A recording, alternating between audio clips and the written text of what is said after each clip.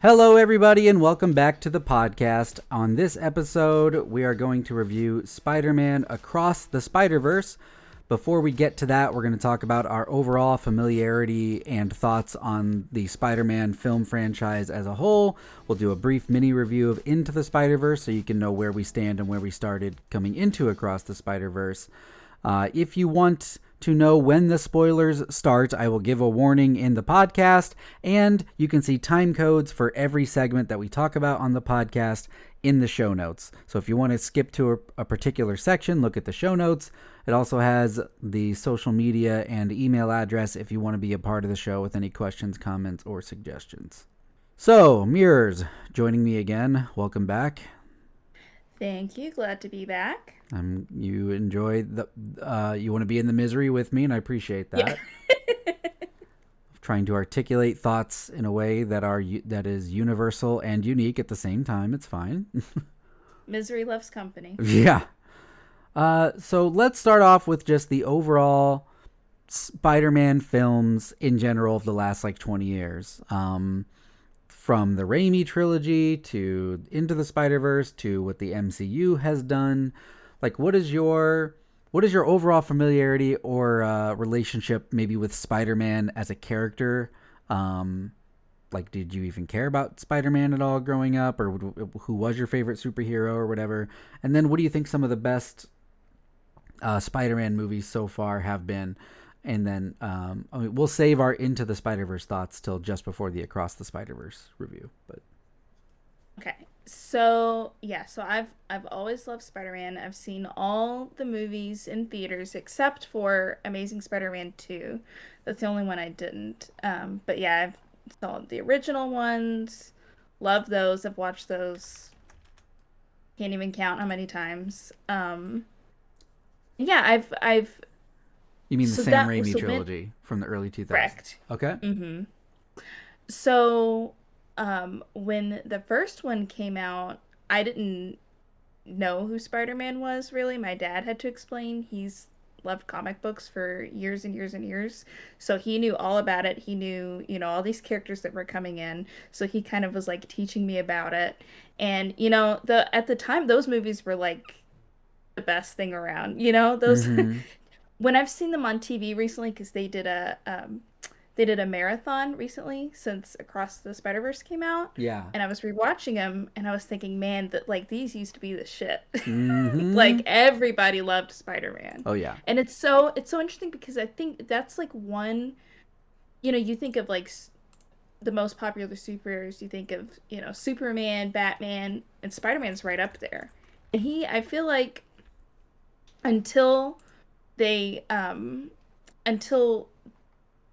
these two movies, the Into the Spider-Verse and Across the Spider-Verse, I feel like, honestly, even though he's had a bunch of movies, they haven't really delved too deep into him. I feel like they've done Superman and Batman. I feel like he's getting his big moment to shine now. He's the big star. You had the Avengers, and then they brought him in a little bit in there.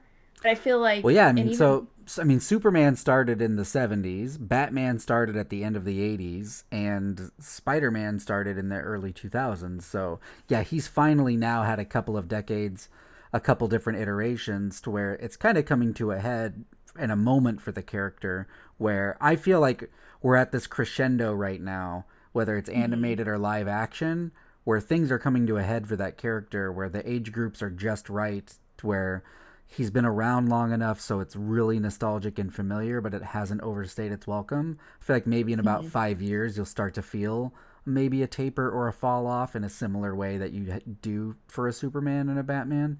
But yeah, I agree with you. He's grown in popularity, I think, because he started after those other ones too.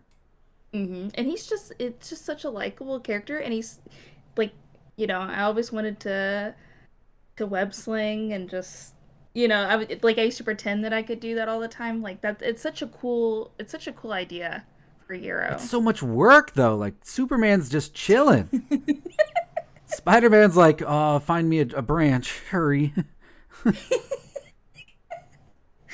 Batman just drives cars. Yeah, Batman's I'll take a branch. I can't do any of that. one of the best things to come out of the Snyder Batman movies was the joke from the Justice League, which I don't know if it was the Snyder cut or the original, but when Flash asks Batman, "What's your superpower?" and he just goes, "I'm rich." Like, yeah, that's very accurate. You can buy whatever you need to do whatever you need. So, but he can jump down and fall super cool though. Yeah. He could do that. He is the Buzz Lightyear of superheroes. He's falling falls with style. Exactly. Okay, so in between, we'll just categorize these, and we'll save the animated stuff till the end. But like, so in between the original Raimi trilogy, the MCU movies, and the Andrew Garfield Spider-Mans, like, how would you rank those in order of like best to worst or worst to best? It's hard with the Raimi trilogy because they were so of their time. Mm-hmm. So it's hard to kind of pit them against the Tom Holland ones, I feel, just because just like CGI has gotten so much better and should I go for nostalgia? That's a hard question actually. Go for what's better. What has the better stories, the better characters, the better action sequences? Okay, I gotta go for the original Sam Raimi trilogy. That's the right answer. You're fine. But I do think that the most recent Tom Holland Spider-Man was so incredible. Of course, and that also has in it Tobey Maguire, so... I was going to say, it literally exists off the backs of other Spider-Men. Yeah. That's what makes that moment so powerful, is because of bringing it all together, bringing it all home, so to speak, Like, without the other Spider-Mans, No Way Home... Like, the movie No Way Home doesn't exist without the other Spider-Man movies existing first. You know what I mean? So that's true. It's like the best part about it is things that it borrowed from other places. Sorry. Yeah. At least that's my opinion. But having the original Spider-Man theme playing in there is... Dude, I like almost cried. It was so fucking cool.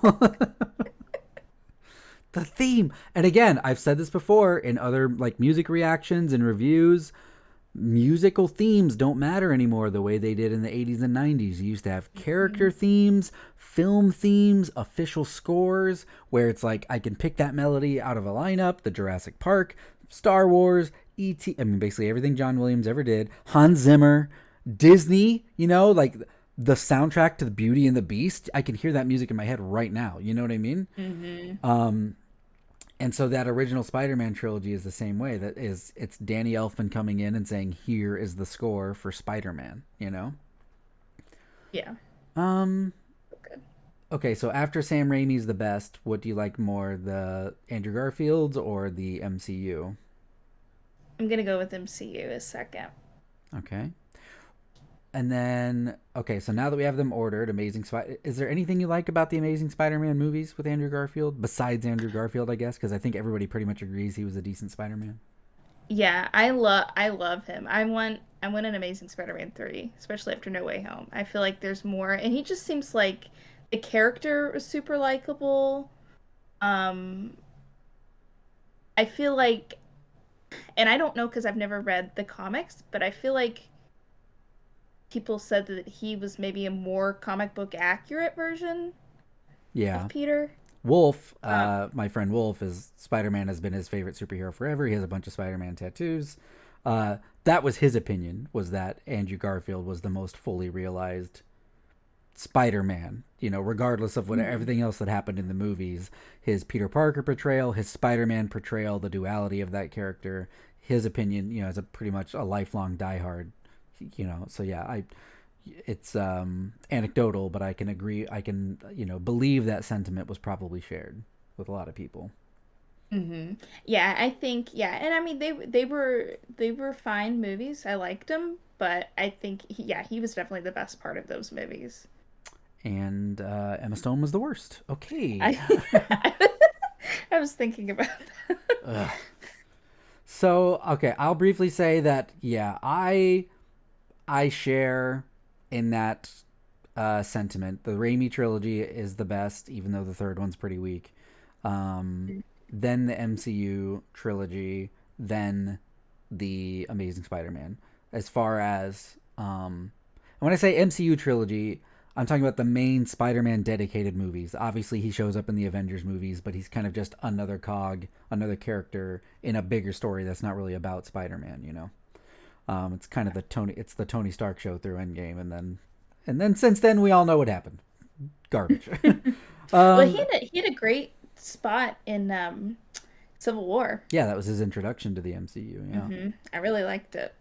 Um, so yeah, I don't know how long it's been since you've watched the original Sam Raimi trilogy, but I've rewatched them probably dozens of times over the last few months because my son is obsessed with them because I introduced him to them and he loves Spider-Man, and they're on Disney Plus. So I've been able to watch like the 4K, the upgraded HD, version on Disney Plus of that original trilogy really recently, and they really hold up. Like the good parts from those original movies are still really good, even though they're 20 years old now. And the weakness of the third one is kind of even more apparent if after you watch the first two again. Like the first two are like genuinely like incredible, probably like 9.5 out of 10 movies, and then you get to 3 and it's like, that's a bummer. Yeah. um I think the MCU is fine. um I think that what makes the MCU Spider-Man stuff special is not necessarily Tom Holland. I think it's the production team around those MCU films. I think it's the executive producers, the writers, the team that is putting together, you know, very solid interpretations of dozens upon dozens of comic book characters telling cohesive, complete stories that kind of never end in a serialized comic book television way. And I think any actor that they would have deemed a good Spider-Man would have been a good Spider-Man. I don't think Spider-Man these days is necessarily good because of Tom Holland. I think it's the MCU machine behind him that is kind of making them all good. Not to say that Yeah. he's I don't think that he's bad. I think he's a pretty good Spider-Man. But I think in the very few other brief things that I've seen him in, which isn't much, I just feel like there's a lot of sensibility. I think a lot of his natural tendencies and sensibilities suited that MCU role, not so much that he was really needing to transform himself too much, if that makes sense. I don't know. Yeah. Yeah, and then the Andrew Garfield movies, they're just terrible. It hurts to think about them. They're bad movies. Really? I don't think I never finished the first one. I don't even think I ever watched. I think I saw like scenes of it and I was like, I'm not doing this to myself. The second one I did see in theaters, and yeah, I remember it once. All I remember is that I hated it. I don't even remember like I know like the two main plot points that happen of somebody doesn't make it, and an Oscar winner is in a rhino suit at the end. And that's what I remember. And I was gonna say I was surprised you didn't like it just purely for the one thing that happens in it. oh yeah, put that in every movie. Um like even if she's not in the movie, just put a scene of it in the background. Oh, what are you watching? Oh, that part in Spider-Man 2 where this person dies. um but the other thing that I remember because of the music side of me is a really generic bullshit CGA minor F song that played in every single Gwen Stacy scene. Every single scene played the same CGA minor F song, and I was just like banging my head against the theater seat in front of me, and the guy turned around and was like, "What are you doing?" I was like, "It's the song. I'm sorry." But yeah. Maybe I don't know if we should do an official Spider-Man ordering until the end. So let's get to the animated here. So let's briefly talk about Into the Spider-Verse. When did you become aware of or see Into the Spider-Verse from 4.5 years ago? Were you excited about it and saw it on day one? Did you hear that it was good through word of mouth, or did you wait and rent it and watch it randomly at home? And then what's like a mini review of that movie? Okay, so just sound like a fake Spider-Man fan here, but I did not see it in theaters. I'd heard about it. So that's the only that and Amazing Spider-Man 2 are the two that I haven't seen in theaters. So to clarify, um, I think I thought because I think I saw the trailer for it maybe, and I think I thought, oh, this is like a kids For animated kids. movie. Yeah. Mm-hmm. And so I was like, oh, I'm not interested in that. And then one day, I was watching TV with my parents and it came on and um, my dad and I were kind of started watching it just out of curiosity and we were like blown away. Mm-hmm. We were like, this is not at all what we thought this was going to be. This is actually really, really good. And so I've seen it that one time and I think an additional time. And that was maybe I don't know, probably within the last 3 years. Gotcha. Okay. Um, and then I hadn't seen it since. And then I saw that this new one was coming out, and I was like, oh, I really like the first one, so I'm probably gonna like this one. So, and yeah, like I said, like it blew me away. The art style of Into the Spider-Verse, I did not expect it. I didn't know anything about Miles Morales at all. I hadn't even heard of him. I didn't know that he was, that there were comic books of him. Um, but I just, yeah, the art style just drew me in, and I was just so impressed by it. I thought it was a really good movie. Did you rewatch it before you went and saw Across the Spider-Verse, or did you just go off of memory of being familiar with where the first one had ended in your mind's eye? Yeah, I just went off of memory. So, with the caveat that it's been a couple of years since you've seen it, what would you rate Hmm. Into the Spider-Verse based on the review scale that I made? Mm. I would probably give it a 9. Okay. Is there anything you don't like about Into the Spider-Verse? Um, That's what I thought. I was kidding. all right, a 10.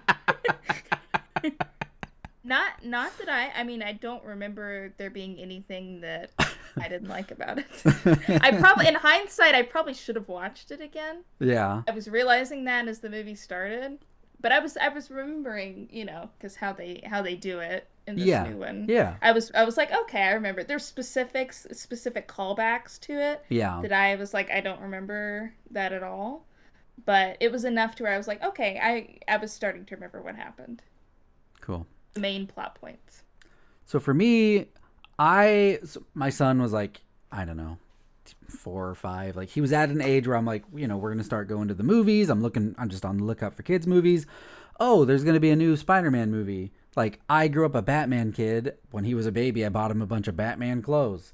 But he hadn't really developed or really learned what he was into yet, except Mario. Mario was established, even pretty young.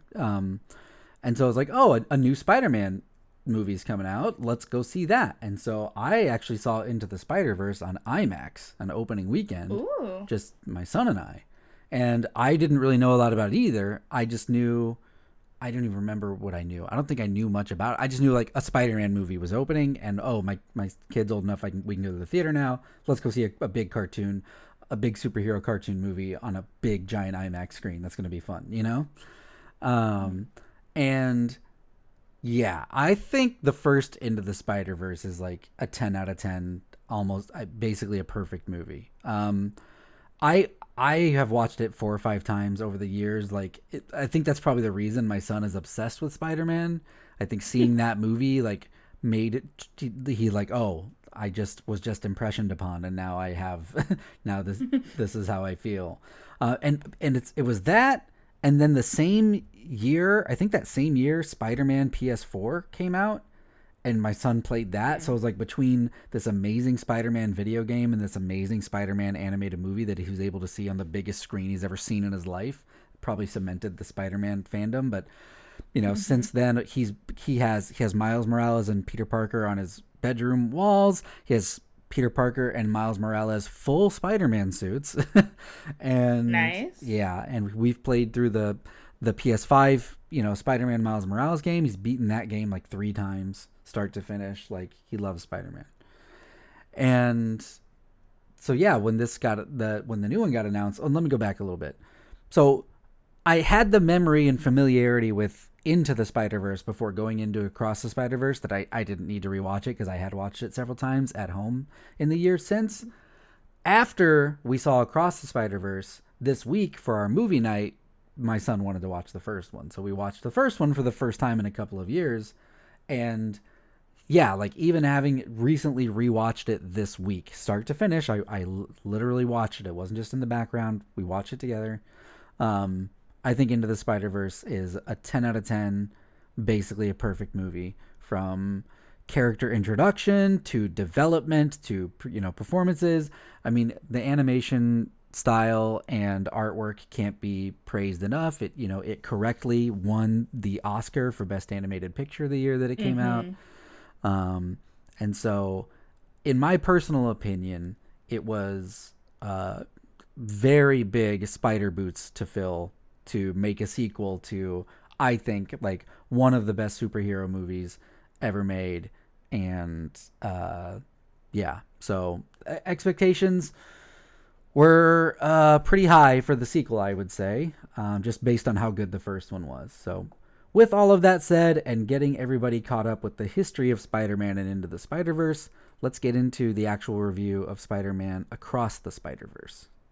Spider-Man Across the Spider-Verse. This is the spoiler-free portion of the review. We will not spoil anything. We'll talk about kind of the basic story setup that was revealed in the trailer, which I actually went a long time without seeing the trailer, and then I finally saw clips of it when I took my son to Mario.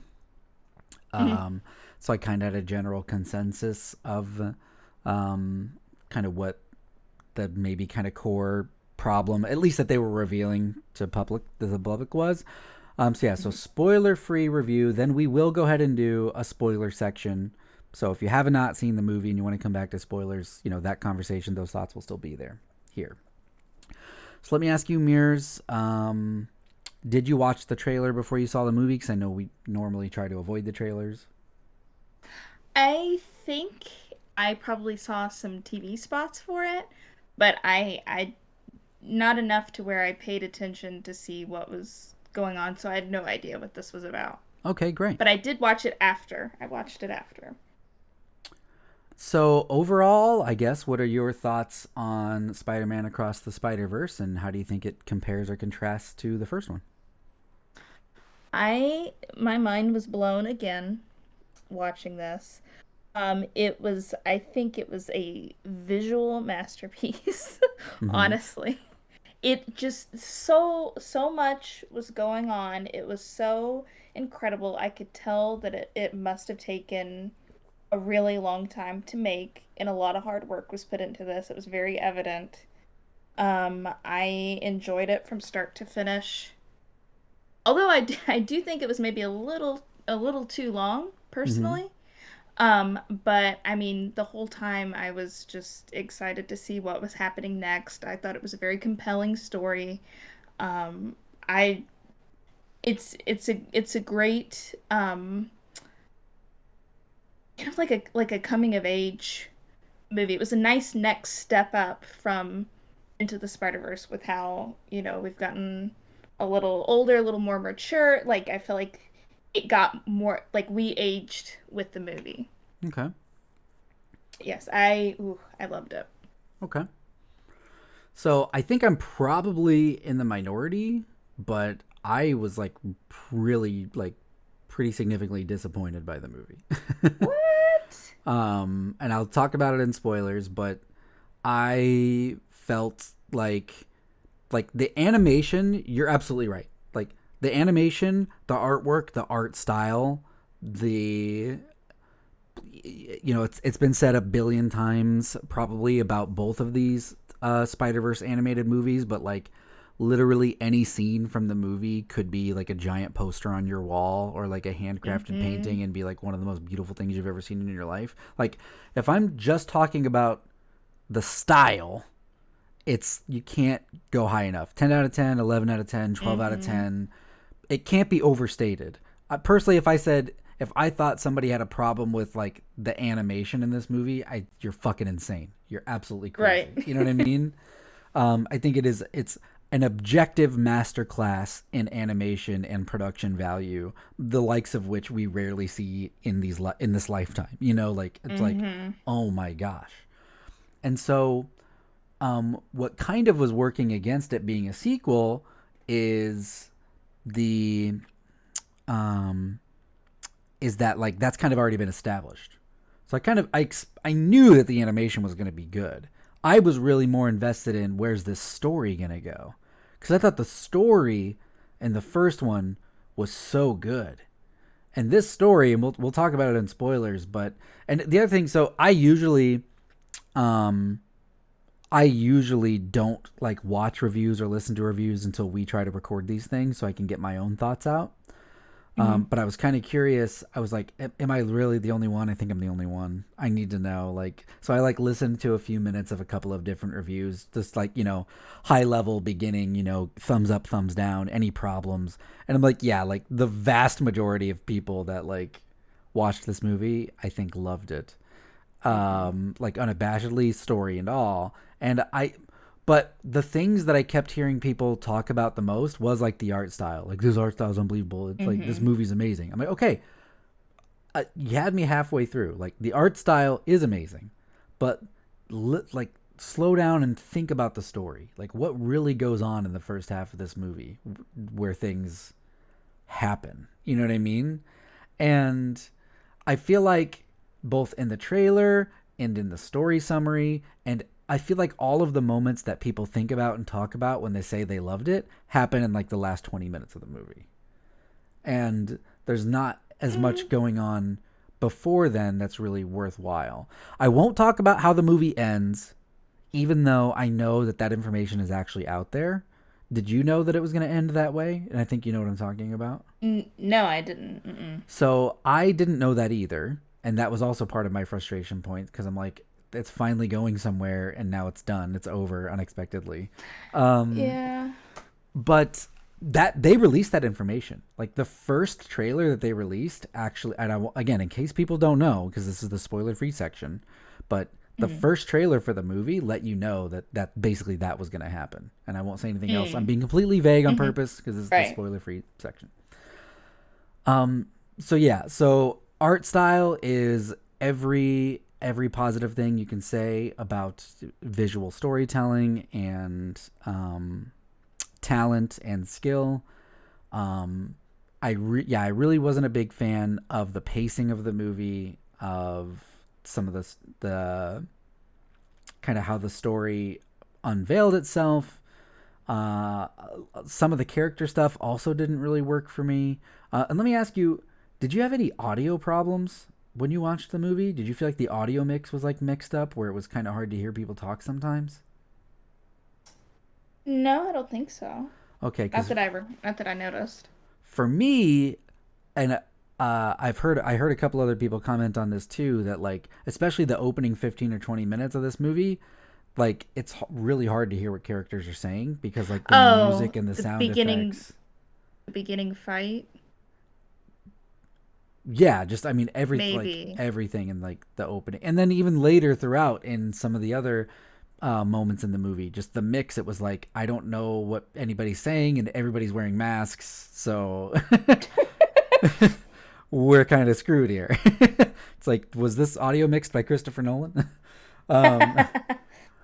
But yeah. For basically everything else that I want to say, I want to save for spoiler talk. So let's give some numbers. Let's rate the movie, and let's get into a spoiler section so I can speak a little bit more detailed about the things that I genuinely liked and was also slightly disappointed in. So you first. Okay, so I decided to give it a 9.5. Okay, fair enough. And I took a point off for Is there anything length. I was gonna say? Okay, so you felt it was a little long. That was kind of Yeah, okay. and in the same way, kind of how what was happening at the end. Mm-hmm. For the same, yeah, Like, what you oh felt. my gosh, everything's set up 2.5 hours ago. I've been waiting 2.5 fucking hours for it to matter, and now it finally does, and it's okay. All right, that's fine. I'd give it a 7 out of 10. Okay. It's definitely an above average movie. Like, and when I say I'm disappointed in it, I'm not saying it was a bad movie. I enjoyed watching it, but I think in hindsight, I don't think this is a movie that's going to be revisited very often. Whereas the first movie, you can put it in and watch it start to finish and have a good time. I feel like with this one, I don't feel that way. I feel like people, if you had it at home, if you had your way, there are giant sections of this movie that you'll skip to get to specific moments that occur because they're visually stunning, you know? And besides that, like, why would you sit through this? Because you already know the deal. Like, and again, I'll talk about it in spoilers because I don't want to say anything, but it's definitely an above average movie. I liked the performances. I think the voice work, the acting, the characters are very good.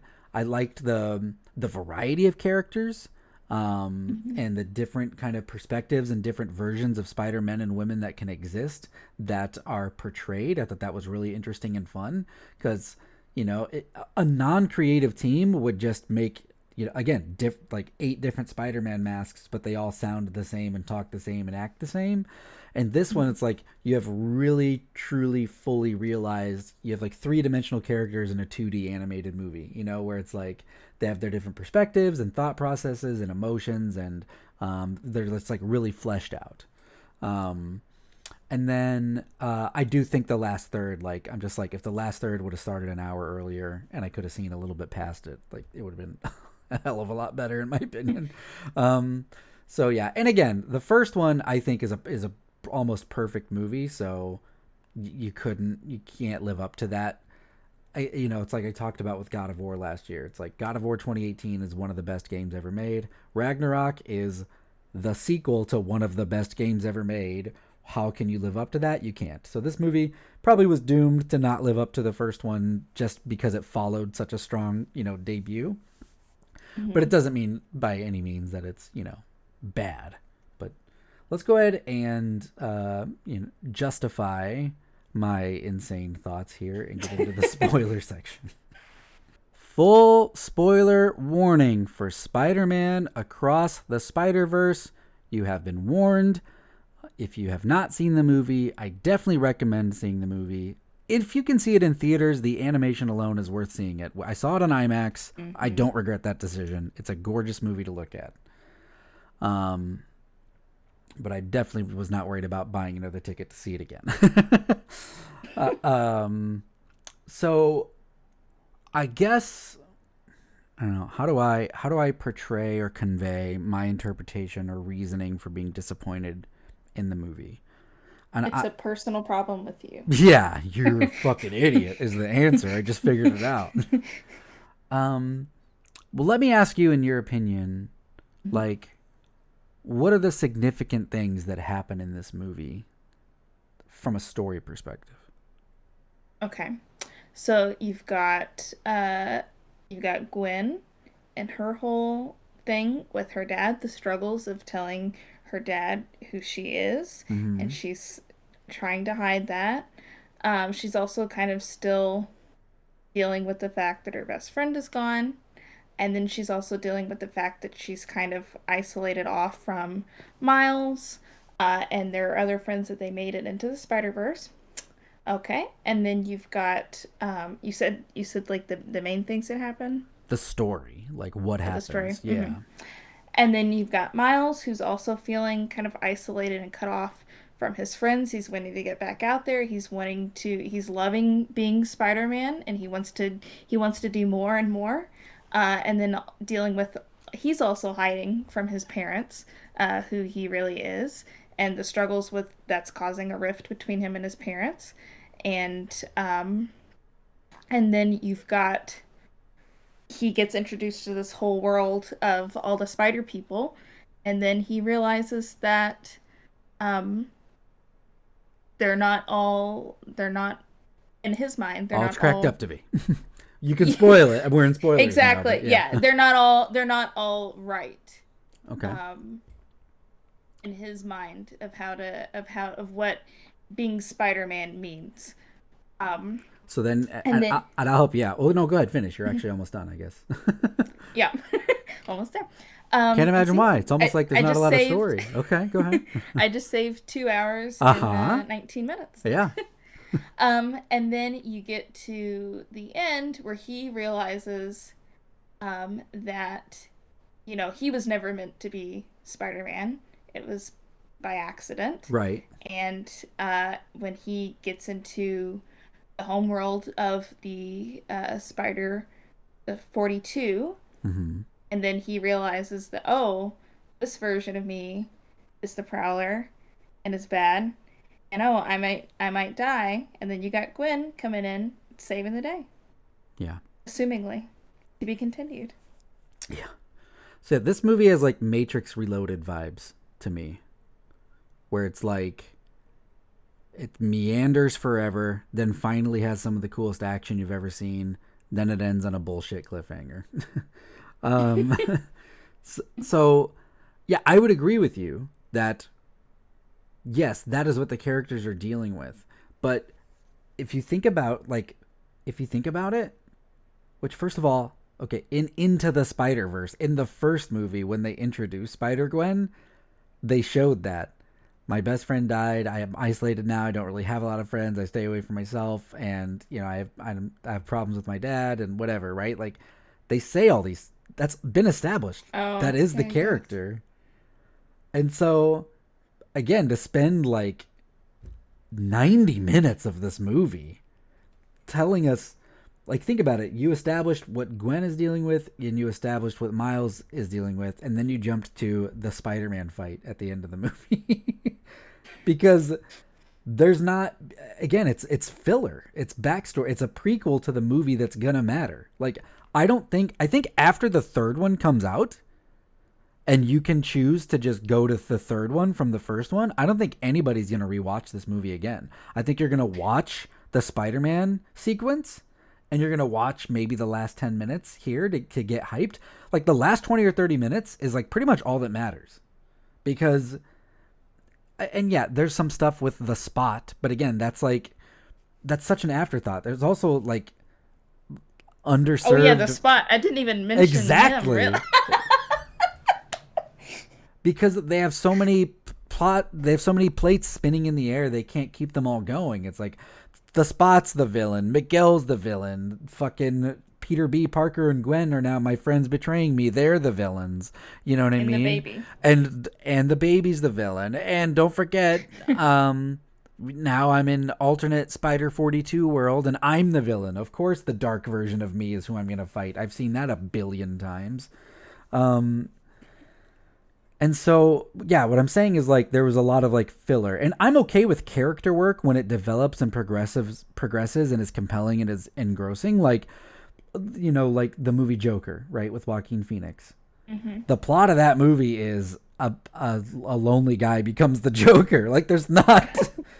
It's a character based movie. It's a character driven story. Yeah. But what happens with Joker is, he starts off lonely, then he tries to explore more, then he rides the subway, then he accidentally kills one person, then he kills more, then he starts wearing makeup. Things progress. And like, He starts wearing makeup. yeah. The comedy gets darker, you know what I mean? Like the intentions get Mm-hmm. grander, the stakes it escalates. And with this movie, like literally, if you cut out the first 90 minutes and you start 5 minutes before the Spider-Verse reveal where they go to the Spider Society and you reestablish that Miles is having trouble balancing his family life and his Spider-Man life, and Gwen is feeling isolated because her dad thinks she killed her friend, which again we already knew, then you pick right back up. Then nothing else really matters. You know what I mean? It's like it just felt very slow and molasses. There was like 3 times in the movie where I was like starting to look at my watch. I was like, I'm not going to do it out of respect because I love the first movie and I'm sure this is going to go somewhere.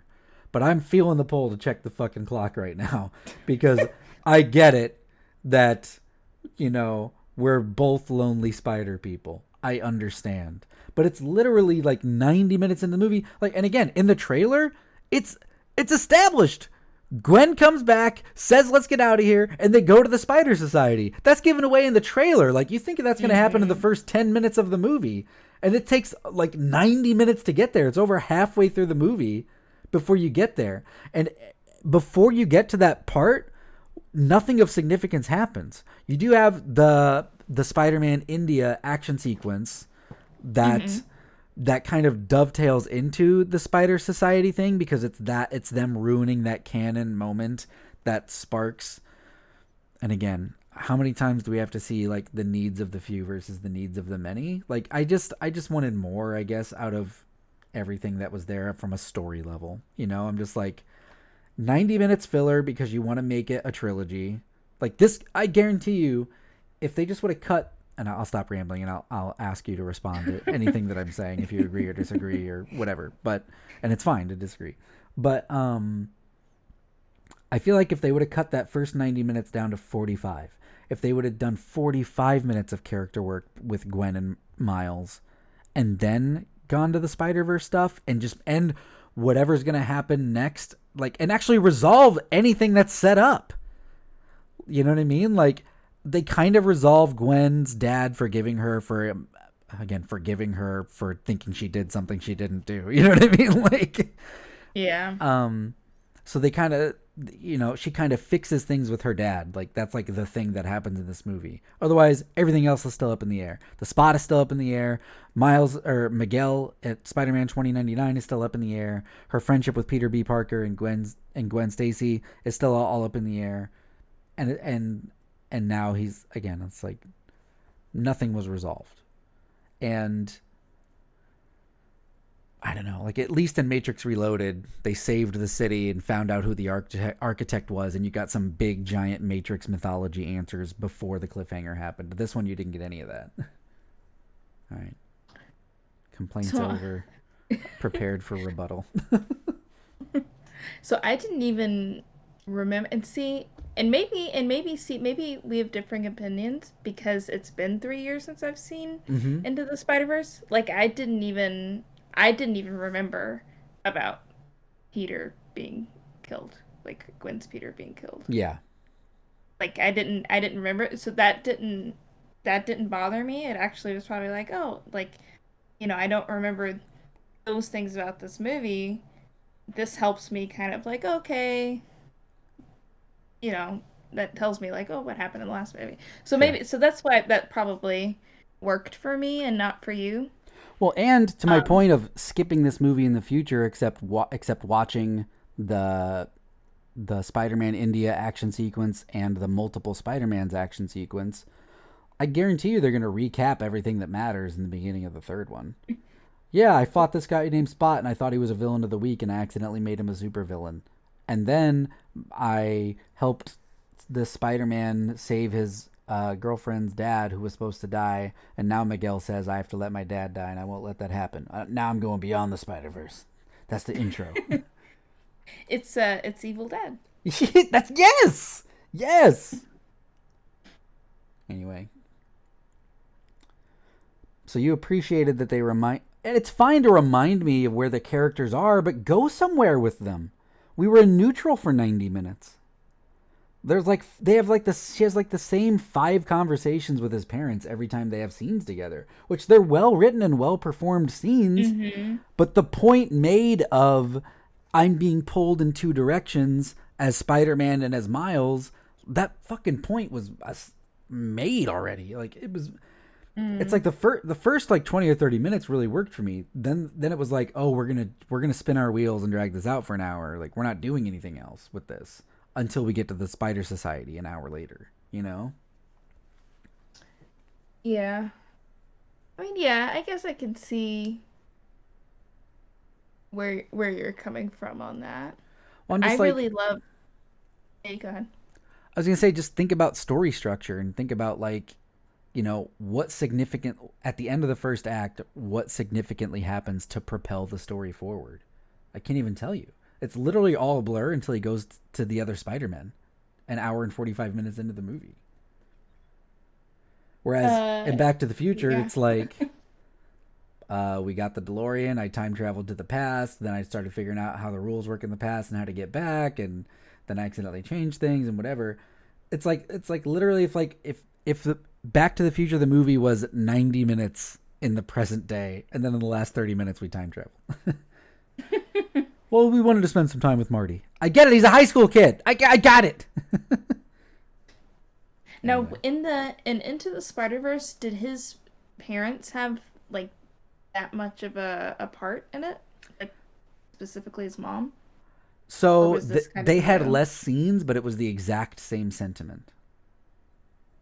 Like, it wasn't a progression. It wasn't like, it would have been nice if the dad was like, you're older now, so I'm less invested. Or it's not that I'm less invested, that I love you less. It's I'm letting you spread your wings. You know what I mean? Yeah. And I think they eventually got there. I think they even say that in this movie where it's like, we need to let him spread his wings. Yeah. So it's like they spent this whole movie learning the lesson that I felt they probably should have learned in the first movie. Like, they were in the same mode. There just wasn't a progression, which is why it felt kind of slow. And that's the problem.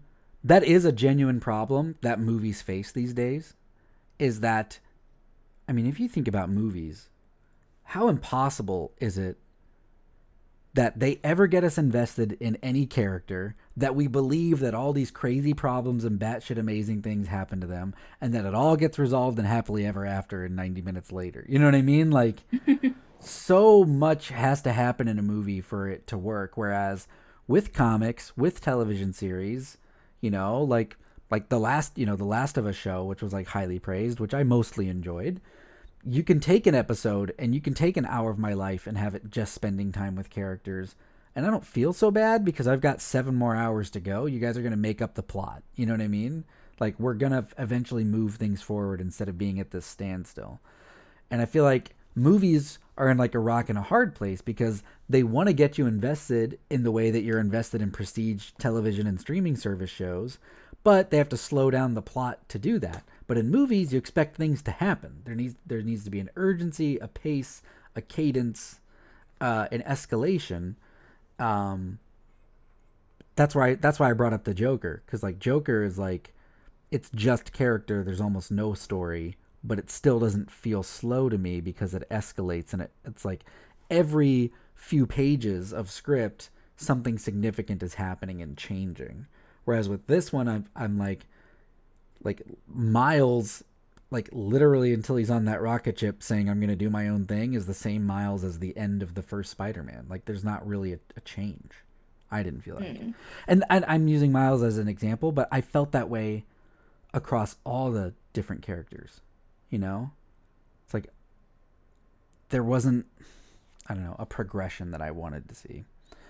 And again, like Peter B. Parker, who was such an amazing character in the first movie, is just like betrays Miles and just carries his baby around as he swings as Spider-Man. Like, it was a funny sight gag, but it genuinely doesn't make any sense to endanger the life of your baby like that. Like, it doesn't make any sense at all. Yeah. Like making her a web shooters. Yeah, like, it was funny. He was like, I know I shouldn't have done that, but I did. And it was cute, and it was fine when they were just like in the lair talking, but when everybody goes on a giant chase, to be like, let's go fly in the air. You're ready. You're 6 months, 7 months. Let's go. And he has her on the rock. Yes. I did think about that during that scene. I'm like, should she be up here? Like, it's a funny gag, and it is just a movie, and it's a cartoon movie at that. But when the first movie was like, again, like so established, well thought out, logical character decisions, you know what I mean? Like, and like, he literally says in the movie that the reason he was able to like get back with Mary Jane and start a family was because he met Miles. Like, at the end of Into the Spider-Verse 1, when Miles has kind of become Spider-Man and he's in the suit and turning invisible and they're getting ready to fight Kingpin and all this stuff, Peter is like, oh my gosh, not bad, kid. He goes, I love you. Wait a minute. Do I want kids? Like, he says that in the movie while he's interacting with Miles in an action sequence. So Miles had that impact on him. So it's just so strange that, like, this kid that you trained, this person that you mentored, this person that helped you get your life back together, that you're gonna just like betray him and keep secrets from him and have your baby there too while you do it. Like, it just was like it just was inconsistent character work, in my opinion, for those couple established characters, mainly Gwen and Peter. Yeah, but I think he's doing what he thinks is right for the greater good of the world. I can see the argument, but I just feel like the Peter Parker in the first movie who was willing to die to save Miles' life, I just don't think I don't think he would lie to Miles about it. I think he would have told him. You know what I mean? And again, all that stuff was kind of rushed, so who knows how much time you had to tell anybody anything anyway, like, because it just kind of happens. It's like it's 90 minutes of beautiful animation with character standstill, and then it's whoosh, you know what I mean? That's like, it's like really slow and then almost too fast, you know? I don't know. I firmly believe that when the third one comes out, which it's coming out, I guess, next March, so less than a year away. Yeah. No, I think almost nobody will rewatch this movie. You think this will become like an Infinity War situation? Absolutely. That's an even better, more modern comparison. Except Infinity War actually did have things escalate and had character change throughout, and was pretty much a 2.5-hour action movie, whereas this kind of saved all the action for the last 30 minutes. Which, I mean, okay, not all the action. There's obviously, I was gonna say, I feel like there were like 3 or 4 like main action sequences. I felt that were like, okay, here's a big action, like big action sequence at the beginning. Here's the story. Yeah. Well, I mean, story. What is it? Let's see. There was a story. See, that's hilarious. Like, when you read the plot summary online, there's a paragraph on Gwen, which is her prologue. There's a paragraph on Miles, which is where he's at the start of the movie. And then it literally skips to Gwen reconnects with Miles and travels to his Earth. But there's like a whole fucking hour of the movie where nothing happens until then. Everybody that talks about the story of this movie is talking about the last 30 minutes. I'm fucking telling you. I'm telling you. I am trying to think about what did happen in the middle. You do got me thinking about nothing. That now. Nothing happened. He swung around, and he had long 6-minute dialogue scenes with his parents about growing up to be a good person, which, again, were well written, well performed. I like these characters. I'm invested in these characters, which is why I want more out of these characters, you know? If I didn't care, I would be like, whatever, you know? You're the dad to these characters. Yeah, I'm passionate because I care now. You know, like the dialogue is good. Parents who care, but they want to hold their child to a standard, but they want to let him become his own person. It's all very well written. It just is the same kind of thing over and over again. You know what I mean? Like, I'm like, I get it. What is the character? I don't know. I guess when you're a kid, you don't think about who cares what your parents do. Because I'm like, what does the character of mom do besides lecture Miles for 10 minutes about who he wants to be? Like, I don't know. But they kind of established that in the first movie. But yeah, I'm like literally reading through like the summary of this movie, and it's literally just here's Miles, here's Gwen, and then I promise all of the Spider-Men get together at Mumbai, India. I'm like, oh, yeah, at an hour and 45 minutes into the movie they do. I don't know. So like with me, with The Matrix Reloaded, like when I do get in the mood to watch the Matrix movies, that's what I do with Reloaded. Like I skip the first hour, and I basically skip the first hour and a half of the movie until they go back into the Matrix to get the Keymaster guy. And then and then the last hour of The Matrix Reloaded is an action sequence. You have the highway chase, you have the mansion fights, you've got the stories colliding, then you've got Neo flying in out of nowhere. You know what I mean? Like, it's like literally exactly Matrix Reloaded, because you have this big giant action set piece that you don't realize is the big action set piece of the movie because you think there's going to be a big climax, but instead there's just this dead end cliffhanger. Yeah. Which I was actively angry because I did not remember and I did not know that this was part of a trilogy. I was Yeah. really looking forward to having some of these things resolved. And so that's why I'm like, I mean, me personally, I know for a fact, me personally, when we watch these movies as my son grows up, we're gonna watch the first one start to finish because it's fucking perfect. This character beat happens, then this story progression happens, then this action scene happens, then this story beat happens, then this character. There's just a perfect cadence and movement and pace to that first movie, where it's like, here, here's these villains, and here's the teacher, and here's Gwen, and there's more than one, there's more than one Spider-Man, and how they all get introduced, and the comic book mini stories, and like, it's so good. And the music, by the way, which they basically avoided, like, they never brought in "What's Up, Danger" throughout this whole movie, and that's like such an emotional song and was such a pivotal. Like, there was no point in this movie where I like welled up even for a second. And rewatching the Into the Spider-Verse, there's like 2 or 3 times where I'm like, why is this getting to me? I knew it was gonna happen. You know what I mean? Like, this is really good. That's how I know it's good, because it's working even though I'm expecting it. But yeah. But again, I don't know. What is there to say? I just feel like I want to put these thoughts on the record and let time tell. Because I really feel like it's like a Last of Us Part 2 situation where the graphics and the animation and the art style is so gorgeous. You're like you can't even think about what's the story doing. Who gives a shit? Look at that watercolor. It could be a silent film and I would love it. You know what I mean? Like, who cares? Actually, that's a thought. Make it a silent film. Yeah. But I know for me, it's going to be watch the first one start to finish. And then in this one, watch the giant Spider-Man chase. And then that was start so the incredible. next one. It was amazing. I loved that. Easily that was my favorite part of the movie. Yeah.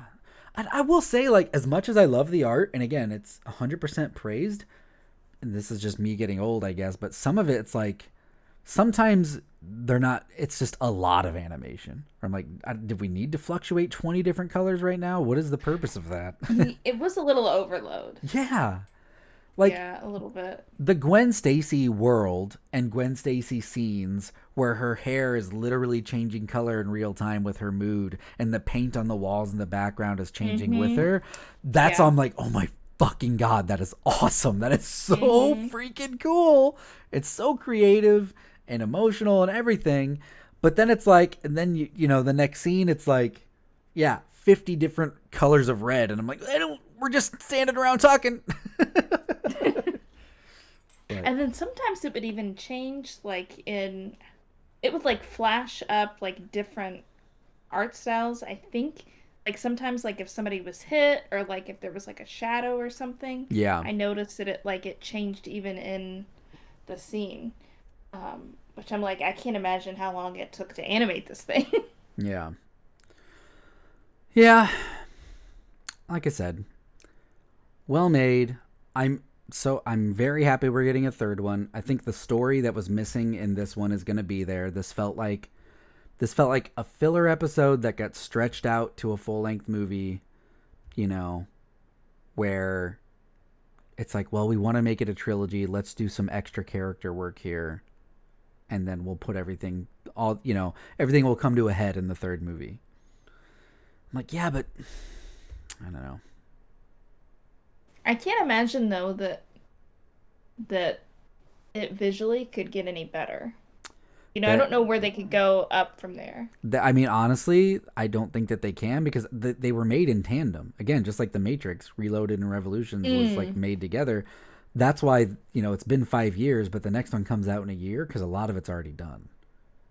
Because they worked on all of them together, which is why they're able to get this next one out 9 months later. So it's probably going to be the same quality, which is a high quality. You can't imagine a higher quality. Right? So I feel like there's going to be even more pressure to deliver on the story, because people whose eyes glazed over from the beauty of this movie and didn't pay attention to the lack of story momentum. AKA me. AKA everybody in the world but me. I'm pretty sure I'm the only one that feels this way. But you watched it with your eyes closed. Yeah. Um, but I feel like even people that this movie worked more for them, if the same thing happened in the third movie, I think they'd be like, okay, like I get that the art is cool, but I really wanted to see what was going to happen here, you know? Yeah. So, Yeah, it would definitely be more apparent. yeah. Especially if it's supposed to be like, I'm assuming, the end of Miles Morales' So story. what did you think of the ending? Let's talk about that and then we'll get out of here. Were you surprised? Are you excited about where they left it, where he's in the wrong universe? Did you realize he was in the wrong universe right away?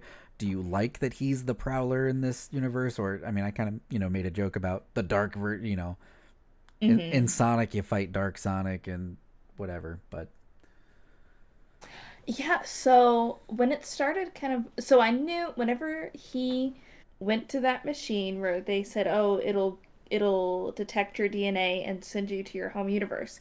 I had that thought when he went in because they had just nailed into our brains that the spider was not from his universe. And I mm-hmm. thought, "Gee, is it going to pick up on that or is it going to pick up on his actual like DNA?"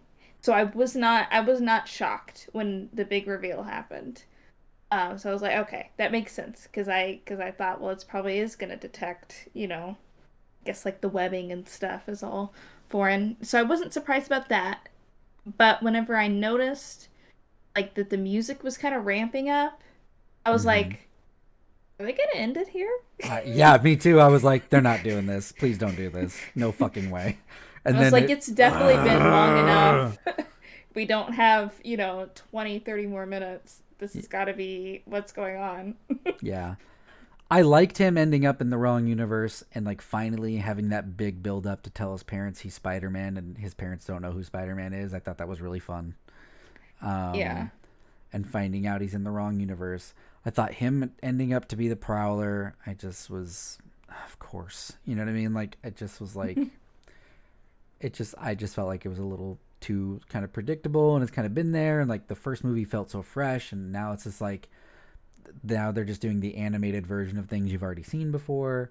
Like I felt like it would have been a more compelling situation if like his dad was the Prowler or something like that. Well, see, that's what I thought that it was gonna be. Whenever it showed like that his dad was the mural and it said "Rest in Power," I thought, oh, so his dad was the Prowler. And then, Because oh, okay. yeah, and this is just again, I'm an audience member, but I'm also a stupid creative. I have a wild imagination myself and try to write stories myself and whatever, made indie movies myself. So I'm always like, well, what would I have done? You know what I mean? Hmm. Monday morning quarterback. It's a lot easier. I know this from experience because like when I come up with original ideas that I'm trying to come up with stories that have never existed before, and I pitch it to people that are close to me in confidence, nobody hesitates to give me suggestions on how to change it. You know what I mean? Like it's like, well, I'm really glad it's super clear to you, but you couldn't come up with it to begin with. So that's a lot harder to do. So it's a lot easier to give notes on something instead of coming up with something, Yeah. right? Yeah. And so, um, but I just feel like there's an emotional core over two movies of the relationship between Miles and his dad. Like everything Hmm. that happened in the first movie and everything, all of the parental time that happened in the second movie. Like, how do you not create an antagonistic situation against parents that have loved and nurtured you throughout two movies? You know what I mean? Like, I just thought, what is Miles, what is his emotional, what is his internal and external struggle against his clone? Fucking nothing. Of course I want to live. I'm me. Whereas, would I be able to fight, my dad who's evil? You know what I mean? Like where I have an Yeah. existing relationship with him. I don't have a relationship with a clone of me. You know what I mean? Like, I don't know. Right. I don't know. But yeah, then it said to be continued, and I got angry, and it's just so funny thinking about the trailer and how the trailer is the whole movie. Yeah, I was kind of surprised at how much that it showed. So I watched the first trailer, and then I watched the most recent one that I think came out like a couple months ago. That one was like the full shebang. Yeah, Gwen And the Stacy first trailer I thought returns, was and pretty we good. go to Spider Society, and you're gonna have to choose between saving your dad and saving the multiverse. That's literally the problem. That's the dilemma set up in the trailer, and it doesn't get resolved in the fucking movie.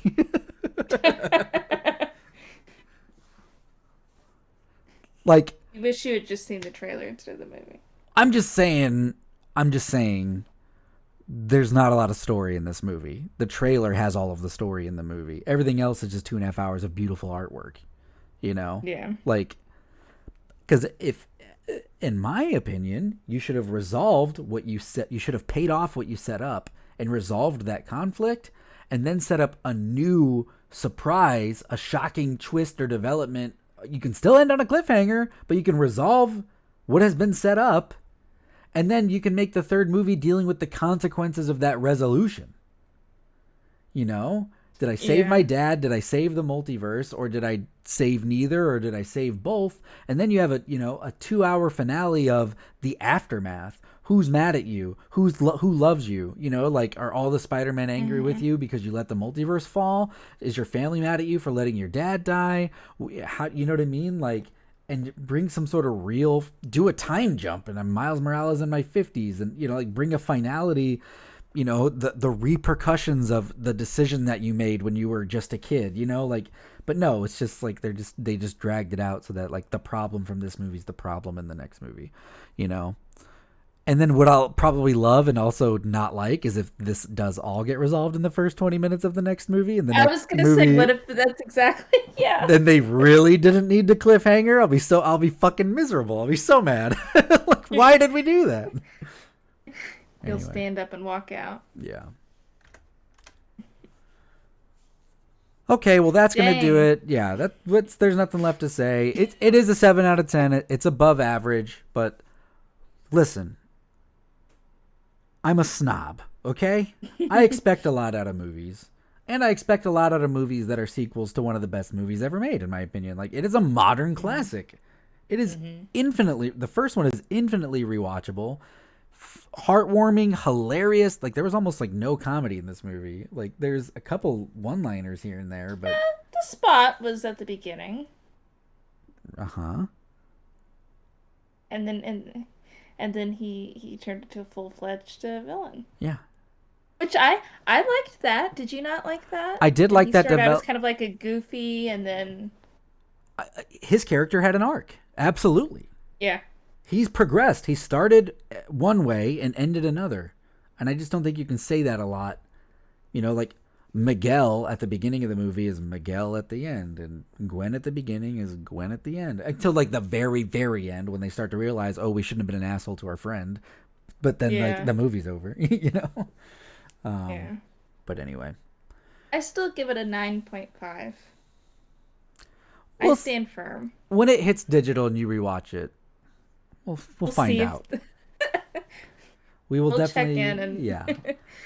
If anybody gives a damn to listen to this podcast after this this miserable rant over a really well produced movie, you know, again, like, the performances, the art style, like, I'm not even mad, I'm just disappointed. But if people are still around when the next one comes out, we'll have to revisit and see how we feel in the future. So, do a reunion. Yeah. That's going to do it for this episode of the podcast. If you have any questions, comments, or suggestions, you can email us using the email address in the show notes. Thank you for listening. Until next time.